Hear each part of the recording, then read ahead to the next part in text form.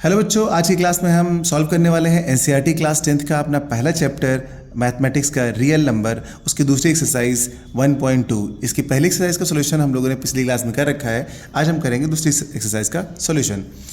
तो ये question first है अपना, prove that root 5 is irrational. तो ये हमें इरेशनल प्रूव करना है। और सबसे इंपॉर्टेंट बात ये है कि बच्चों ये एनसीईआरटी का क्वेश्चन है और उससे भी बड़ी इंपॉर्टेंट बात है कि ये क्वेश्चन 2023 में पूछा जा चुका है और ये 2019 में, 21 में और उससे पहले भी बहुत बार पूछा जा चुका है। यानी कि एक क्वेश्चन इरेशनल प्रूविंग वाला आपका हर बार आता है, तो इसकी तैयारी तो आपकी पक्की होनी चाहिए, है ना।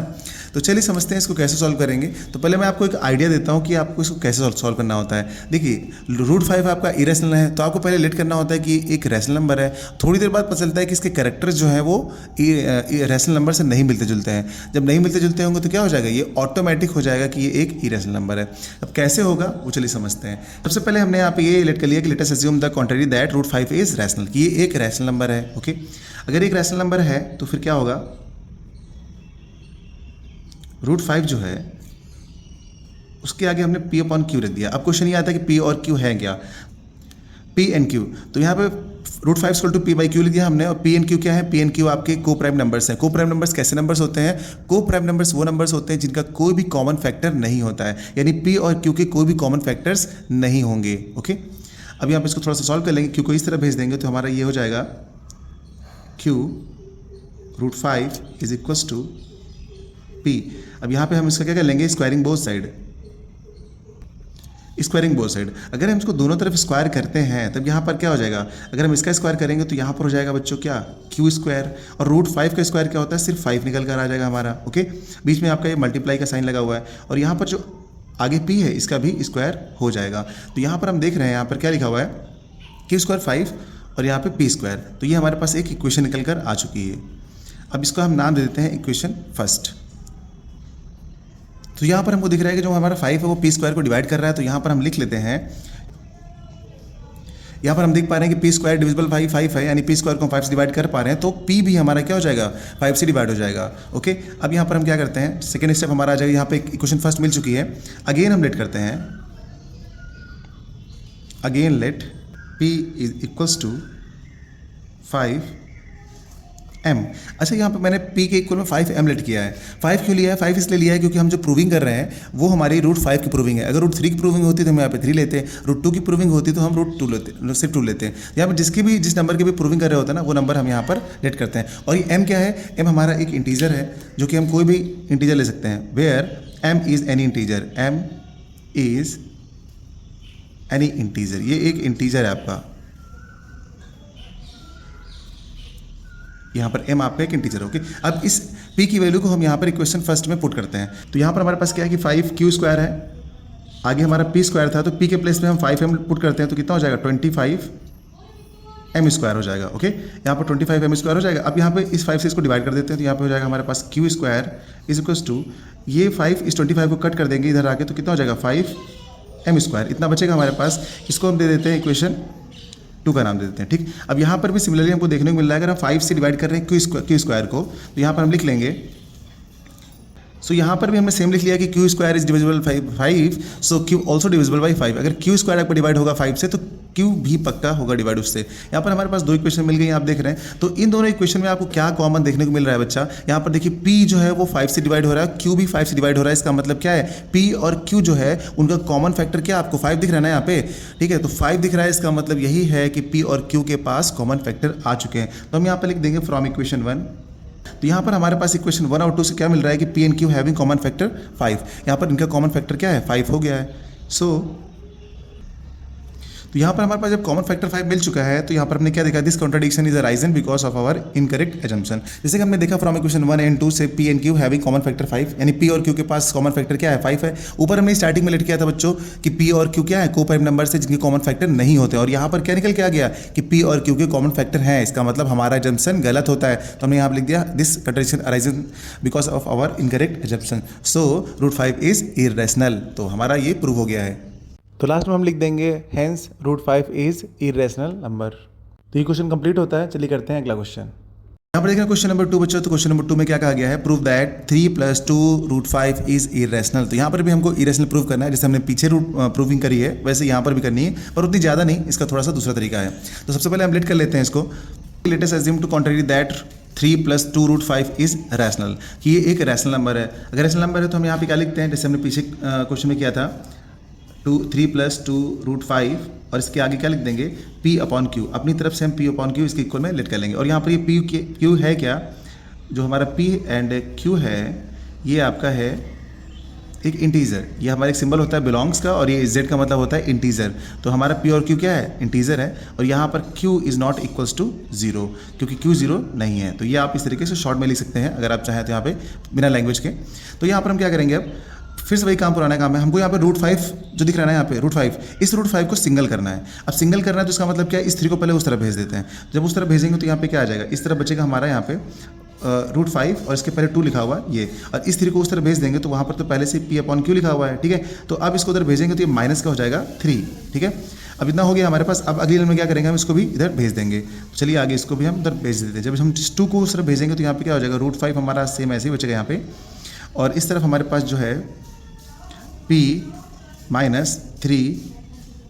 में ये Q है, और ये हो जाएगा आपका 1/2, ये बाहर से इतना। ये हमारा सॉल्यूशन हो गया, लेकिन अभी पूरा सॉल्यूशन नहीं हुआ, थोड़ा सा और इसको सॉल्व कर लेते हैं एलसीएम वगैरह लेके। तो √5 आगे क्या है, इसका अंदर एलसीएम ले लेंगे तो ये क्या हो जाएगा, P-3Q में कितना है Q, और ये 2 जो नीचे है वो मल्टीप्लाई हो जाएगा। तो ये हमारे पास आ गया है √5 के इक्वल में, इतना सारा नंबर हमारा मिल गया है। तो यहाँ पर जो आपको ये मिल रहा है ना, तो यहाँ पे ये नंबर हमारा क्या हो जाएगा, आपको पता है हमने स्टार्टिंग में लेट कर रखा है कि क्या इंटीजर, हम PQ क्या हमारे इंटीजर है, तो हम ऊपर भी क्या लिखेंगे कि हमारा ये क्या है, एक इंटीजर है, और नीचे वाला भी क्या हमारा एक इंटीजर है, ठीक है। अब आप देख पा रहे हैं यहाँ पर ऊपर और नीचे, अगर ये दोनों हमारे इंटीजर हो गए तो इसका मतलब ये वाला भी हमारा क्या हो जाएगा, इंटीजर हो जाएगा, यानी कि √5 भी हमारा क्या हो जाएगा, एक इंटीजर हो जाएगा। इसलिए हम कह देंगे कि √5 इज रैशनल नंबर।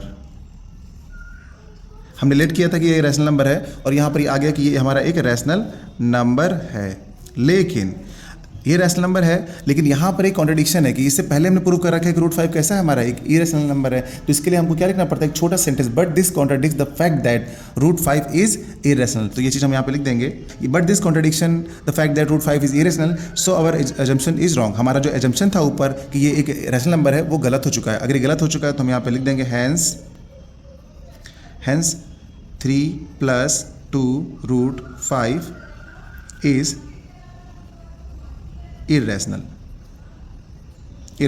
तो बच्चों ये प्रूव हो चुका है, काफ़ी आसान क्वेश्चन है, और इसकी जो लैंग्वेज है वो आपको याद कर लेनी पड़ेगी। Let us assume to contrary that 3 + 2√5 is rational number. तो ये आपको लिखना ही पड़ेगा, उसके बाद लास्ट में बता दीजिएगा कि जो हमारा एजम्पशन था वो गलत हो चुका है, बस, ठीक है। आई थिंक आप समझ गए होंगे। चलिए करते हैं हम अपना अगला क्वेश्चन, जो कि इस एक्सरसाइज का लास्ट क्वेश्चन है। क्वेश्चन नंबर 2 का पहला पार्ट है 1/√2। यहाँ पर हमने let us assume to contrary that 1/√2 is rational number. फिर से आगे लेट कर लिया है। यहाँ पर 1/√2 लिखेंगे P/Q। P/Q क्या होंगे, हमारे इंटीजर्स होंगे। तो हम यहाँ पर लिख लेंगे P and Q belongs to Z, यानी कि P/Q क्या इंटीजर्स है, and Q is not equals to 0। अब चलिए इसको हम लोग सॉल्व करते हैं, इसका रेसिप्रोकल करके। आप √2/1 और इधर कर देंगे तो हो जाएगा आपका Q/P, यानी कि इसका हमने रेसिप्रोकल किया एलएचएस का, तो आरएचएस का भी यहाँ पे करना पड़ा। अब क्या करना है, इस वन को उधर भेज देंगे तो कोई चेंज नहीं होगा। इसका मतलब हमारे पास क्या आ गया, √2 के इक्वल में आ गया है Q/P, ठीक है, Q/P आ गया। अब यहाँ पर हमारा Q क्या है, हमारा Q भी एक क्या है, इंटीजर है, और ये हमारा P भी एक इंटीजर है। तो हम यहाँ पर लिख देंगे √2 इज इक्वल्स टू, यहाँ पर भी आपका एक ये इंटीजर है, और डिनोमिनेटर वाला भी आपका एक इंटीजर है, ठीक है। तो यहाँ पर हमारा √2 क्या हो जाएगा बच्चों, सो हमारा √2 क्या हो जाएगा, एक रैशनल नंबर हो जाएगा। √2 इज रैशनल नंबर। √2 हमारा क्या हो गया, एक रैशनल नंबर हो गया। लेकिन फिर यहाँ पर वही बात आती है, but this contradict the fact that √2 हमारा कैसा होता है, इरेशनल होता है। सो हमारा एजम्पशन गलत हो जाएगा, और हम फिर से यहाँ से वही चीज़ लिख देंगे। मतलब आपको बार बार उतनी थ्योरी बच्चों लिखनी है। तो चलिए लिख लेते हैं फटाफट। तो यहाँ पर बच्चों आप समझ चुके होंगे। चलिए आपको रिवाइज करा देते हैं एक बार। 1/√2 को हमें प्रूफ करना था कि ये इरेशनल नंबर है, तो यहाँ पर हमने क्या किया, let us assume to contrary that 1/√2 is rational. 1/√2 equal to p/q रखा है। p/q क्या है, आपके इंटीजर्स हैं, यहाँ पर q आपका जीरो नहीं होना चाहिए। तो इसका हमने क्या कर दिया, यहाँ पर रेसिप्रोकल कर दिया। रेसिप्रोकल करने के बाद यहाँ पर √2 की जो वैल्यू निकाल ली है। जब √2 की वैल्यू निकाल ली तो यहाँ पर हमने क्या लिखा है, इंटीजर ऊपर भी है, इंटीजर नीचे भी है। अगर ऊपर नीचे इंटीजर है यानी कि आपका RHS इंटीजर है, तो LHS भी क्या होगा, एक इंटीजर होगा, और इंटीजर है तो मतलब वो क्या होगा, रैशनल नंबर होगा। तो हमने लिख दिया कि √2 क्या है, एक रैशनल नंबर है। अगर ये आपका रैशनल नंबर हो गया तो हमारा जो कॉन्ट्रडिक्शन है, जो फैक्ट है, सच में फैक्ट क्या है, फैक्ट ये √2 जो है आपका एक इरेशनल नंबर होता है। तो हम यहाँ पे लिख देंगे but this contradiction the fact that √2 is irrational, so our assumption is wrong. जो हमने ऊपर लेट किया था वो हमारा गलत हो चुका है, hence 1/√2 is irrational. I think आपको बहुत अच्छे समझ में आ गया होगा। बाकी के दोनों पार्ट भी चलिए फटाफट कर लेते हैं। क्वेश्चन नंबर 3 का सेकंड पार्ट कर रहे हैं, तो यहाँ पर भी हमको सेम पहले की तरह ही लेट कर लेना होता है। चलिए पहले लेट कर लेते हैं। यहाँ पर हमने लेट कर लिया कि let us assume to contrary that 7√5 is rational number. 7√5 equal to p/q let कर लिया। p क्योंकि आपके क्या है, इंटीजर्स हैं, और q इक्वल नहीं है 0 के। तो यहाँ पर हम क्या लिखेंगे, √5 की वैल्यू निकालेंगे बच्चा। तो √5 की वैल्यू निकालेंगे तो क्या हो जाएगा, 7 जो है वो डिवाइड में आ जाएगा। तो यहाँ पे हमारा कितना हो जाएगा, p/7q। अब फिर से यहाँ पर हम इसको लिख देंगे √5 इज इक्वल टू, ऊपर p जो है हमारा, p भी क्या है, इंटीजर है, तो आप यहाँ पे इंटीजर लिख देंगे। और डिनोमिनेटर में आपका 7q है, तो ये भी क्या है, ये भी आपका एक इंटीजर है, तो आप इसको भी इंटीजर लिख देंगे। अगर आपका RHS इंटीजर है तो LHS भी इंटीजर होगा, और इंटीजर क्या होते हैं, रैशनल नंबर्स होते हैं। तो यहाँ पे आप ये लिख देंगे हम कि √5 जो अपना क्या है, √5 इज रैशनल नंबर।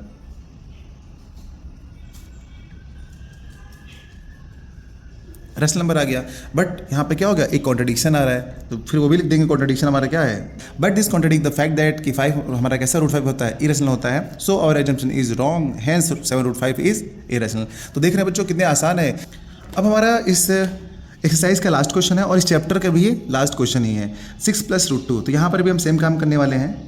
तो हमने लेट कर लिया, let us assume to contrary that 6 + √2 is rational number. 6 + √2 equal to p/q। p and q क्या है आपके यहाँ पे, इंटीजर्स हैं, और q आपका 0 नहीं होना चाहिए। ओके, अब यहाँ पर हमको क्या करना है, इस बार √2 है, तो √2 को सिंगल करना है। जिसको भी हमें देखते हैं कोई भी हमारा इरेशनल नंबर होता है उसको सिंगल करना होता है। तो यहाँ पर हम क्या करेंगे, √2 को सिंगल करेंगे। जब इसे सिंगल करेंगे तो यहाँ पे क्या होगा, देखिए p/q ऐसे लिखा हुआ है। अब ये 6 प्लस का इस तरफ उधर जाके ये हो जाएगा माइनस का।